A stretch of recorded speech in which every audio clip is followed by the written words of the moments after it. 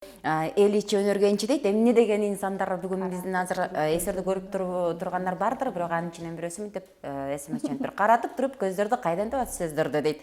Абдан ушул мындай жөнөкөй эле берүүчү суроону ырк тизмегине улаган биздин көрүүчүбүзгө жооп бере кетсеңиз. Туура, кайдан алат деп мен элден алам, кайра элге берем. Кыргыздар илгертен мындай нерсени куйма кулактап айткан. Элден бир жакшы сөздү алып туруп, ошол нерсени кайра 4 эсе 5 эсе жан дүйнөмөн өткөрүп берүү бул өнөрдүн дагы бир башкача жолу да. Андыктан мен айтат элем, эл ичи өнөргенчи, элдин арасында ушундай улуу сөздүн берметтерин тергендер бар. Улуу сөздүн касиетин билгендер бар. Бата берип атканда бүтүндөй денеңди дүркүрөткөн сөздүн керемети бар. Мына ошондой сөз баккан, сөз таптаган, сөздү кадырлаган улуу инсандар Кудайга шүгүр кыргыз элинде көп. Мен ошолордон алганымды кайра элге берем.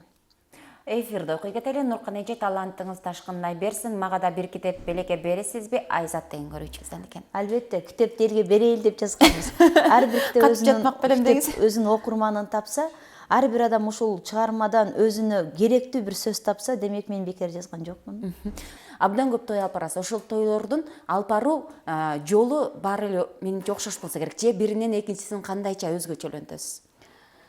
Эми бир той экинчи тойго окшошот деп айтыш кыйын да.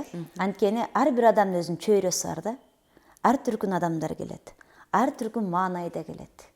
Анан ошого жараша баягы кыргыздар айткандай, жылдызы келишкен дегендей, жылдызы келишкен адамдар болсо, сөздү таптаган адамдар болсо, ал жерде ушунчалык илхам келет да, ачылуу келет. Сөздүн берметин тересиң. Кээ күндөрү болот, ал баягы эмнегедир келишпейчүлүк менен кудагыйлардын ортосуна мамилеби же олтурган элдерде, ал учурда баягы топтолгон казынадагы сөз берметтерим кетет да. Анан биринчи той, экинчи тойго окшош деген нерсе чындыгында кыйын. Бирок окшош сөздөр айтылган жакшынакай баягы кайталанган сөздөр болот. Анткени ал сөздүн орду ошол жерде да. Жогоруда биздин көрүүчү суроо берген эле да, ошол суроону таптакыр унутуп кое таштаппыз. Бай кедейдебей бөлбөй тойлорго чакырса бара бересизби? Анын артында сөз түрдө канча акча аласыз деген дагы суроо бар да. Ошол тойлорго чакыруу же тойлорго баруу боюнча токтоло кетсеңиз. Эми сизди тойго чакырам дегендер дагы көбөйүп калбадыбы? Азыр биздин эфирден дагы көбөйүштү. Ушул эле суроо боюнча өткөндө бир жакшы той алып барып калдым Бишкекте. Анан Каракол шаарына чакыра десе, үйдүн ээси айтат да, мына бизге баалашып келдиң эле, буларга бекер бар депчи. Анан мен айттым, жок, андай убада бере албайм дедим. Анткени Кудайым ырыскын чачып салат, гаишник ышкырык чалат, шофёрдон алат. Дарыгерди оорулуна карап, давлениясы менен пульсу жакшы болсо, анан туугандардан алат. Мага окшогон жарчыңарда ак тойдон алат, жарчыңарда балдарды багат, кемчилигин жабат. Эгерде жеңелерим 300 сомго көйнөк алса, 3 күн тойго кийсе, 3 күндөн кийин казан аяк жууганда кийип алат. $300 көйнөк алса, 3 жерге кийип барып, аны сары майдай сактап, сандыгына салат. Демек сөздү баалагандар, таптагандар, барктагандар, сөздүн баасы да ошондой деңгээлде барат депчи.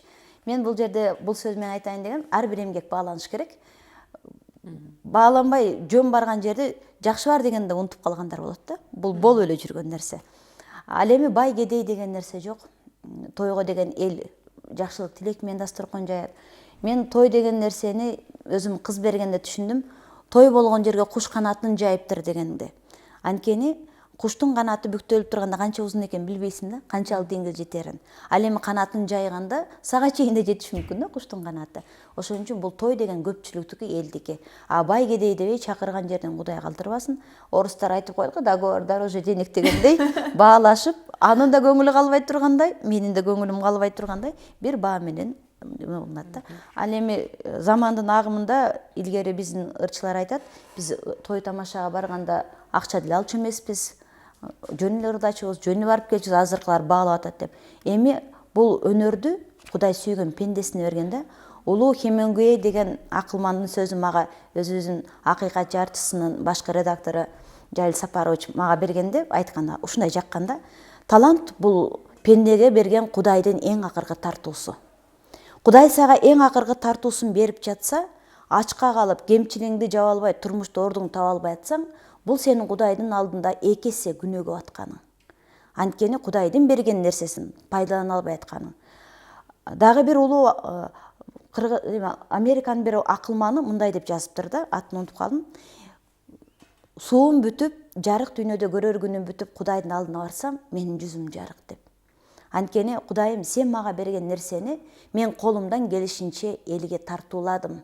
Мен колумдан келген нерсенин баарын бердим деп.